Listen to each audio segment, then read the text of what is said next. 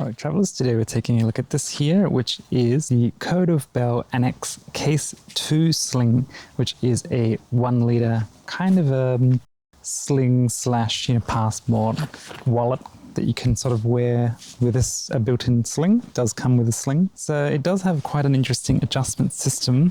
I can show you here. It has like a sort of a 3-banded thing and kind of like a quick adjustment. So right now I have it fairly high up. But if you just pull this, it kind of uses that slack there and then adjusts it lower. And if you want to adjust it back up again, you just pull, so you grab the sort of buckle and pull the loose thread back up to adjust it to the point where you want it. And then I like to set it about here. There is also a little hook here where you can sort of put the slack in like so to stop it dangling around quite so much, but it is quite an interesting system. Not sure how often you would probably be wearing this as a sling given that it's only 1 litre, but I will show you the inside in a minute. It does have quite a lot of nice features of organization. So this is basically the sling as it is. It has 2 attachment points on the front here, and then it has actually 4 on the back, so you could adjust where you want to hang this from. If you want to hang it like across or on the side, it has a lot of versatile attachment points, which is great for those that like that. And then the buckles are little triangle ones here, which is quite unique. And you can just take them off like so. So this is how I'd probably carry, like in another bag, or if you had this sling on, you could use it at the airport. It's great for carrying a passport. The zips are a little dangly, if you can hear that, but they do unzip all the way. So it gives you a full unzip, and it has these side parts which stop it from collapsing all the way down, which is great if you're wearing it as a sling. Your parcel or money or whatever you're keeping in here isn't going to just fall out onto the ground. Now, taking a look inside here, you can see there's quite a few different spots of organization. Just here at the front, you get a zippered pocket. And down the side, you get 3 elastic areas. So you could put like cables in there. You also get a loop here for a pen. And then looking at the other side, you get these 2 mesh pouches here. So you can see those. And then in the middle, you get another zippered pocket. And that's quite a nice deep area, probably for coins and stuff. Then looking down here, you get another sort of pouch pocket, which I just have a dry sort of case in there. The divider isn't attached to the bottom, so anything loose you put in there would be able to fold around this. And finally, on the back section here, you have a lot of space for cards. So there's actually 1, 2, 3, 4, 5, 6, 7, 8 slots for cards, and you could put multiple cards in each of those. And finally, there's another little pocket down the back. So really great for passports. I would say, probably I would use this for organizing my international travel cards, passports and money and stuff like that. It does seem to be ideal for that kind of thing. Now, of course, the other compartment is this one at the front here, and it has quite an interesting sort of arch design here, and that is so that whatever you put in here can sort of bulge out a little bit. So when it's fully packed, it will look a bit more like this. And I just have the tags and stuff in there at the moment. And finally, on the front, you do have some Molly web strapping, which you could put like a carabiner or probably little belt buckles or things like that. You do have some Molly web strap points at the back as well. So if you wanted to attach this to the back of another backpack like so, you could definitely do that as well. Now, the strap for this one thing I did forget to mention is it has this Fidlock magnetic buckle, quick release. So if you're wearing it, you can just slide it to the side to take it off, and then the magnets pull it back together when you want to put it back on again. So very nice. So I wanted to compare it to a couple of other smaller end things, which are these ones more geared towards passport and wallets. So this one is also the alpaca passport pouch, the newer one. And then this is 2 slings that are on the smaller side, about 2.5 to 2 litres. So I thought it would be nice to compare kind of what you can fit. So this is the alpaca passport pouch. And I do have my passport in this, so I'm just going to show you how the passport size kind of fits all of these very nicely.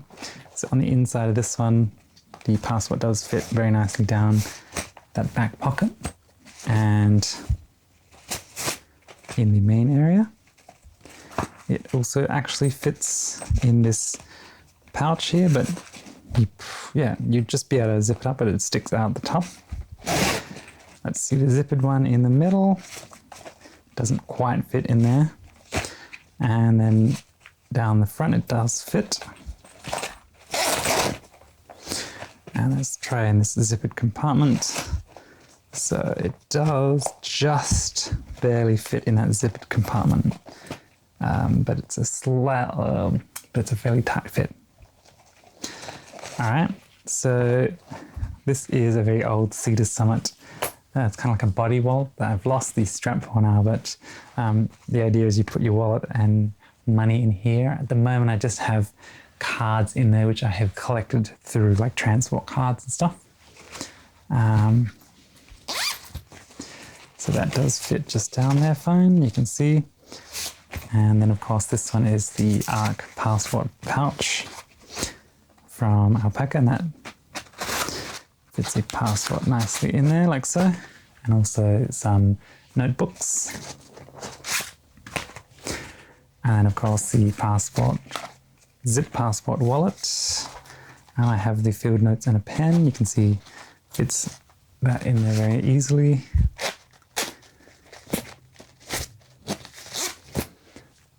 And of course, both of these slings would fit it. So inside this one's a 2.5 litre sling. You have a little sort of shelf pouch here for sunglasses, and then a little padded one at the back here, which has a felt lining. So you might probably want to put your phone there, but you can definitely fit a passport there very nicely. Passport also fits down the front. Now this one does have a hidden rear pocket, and the passport fits in there as well, zipped up nice. And the front pocket has a divider like this, so you can't really fit your passport there because of that divider, but you can fit it definitely in the secret pocket, which is probably where you'd want to put it. And finally, this is the Alpaca Tech Case Mini, one of my favorite of the smaller slings. So this has similar organization actually. It doesn't have a rear pocket, but it has a front one. So let's have a look. It fits, passport fits in the front, very nice. And fits in the main compartment, and in the zippered pocket, it doesn't quite fit. You wouldn't be able to zip that up. That's a shame, but you can fit it down that back pocket there. And then you still have a zippered pocket and more space in there. So yeah, it definitely fits in a lot of spaces. I think in terms of actually carrying it as a sling, my personal favorite for carrying a passport and a bit of cash and cards would be these two, mainly because of this rear pocket. It's nice, a bit of security there. And this one is nice because it does fit into this front zippered one, which gives me a peace of mind. And it also fits nicely down the back one here, which kind of looks hidden when you're holding it like that because of the way that it's stitched in place there. But you can see that there's not a whole lot of room for expansion. So mostly the things that you'd want to put in here would have to be fairly flat items. Whereas this one does have quite a bit of room for expansion. You can see that even when you put stuff in there, it will bulge out a little, but it definitely is built for slightly bulkier items. Same with this one, not too much room for expansion.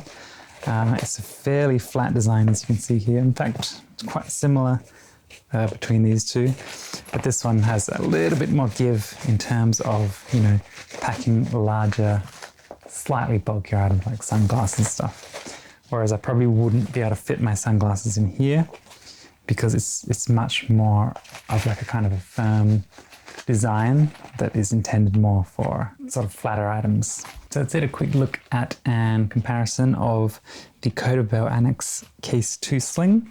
Definitely go ahead and check it out with the links in the description if you'd like to purchase it. And thank you for watching, and stay tuned for the next one.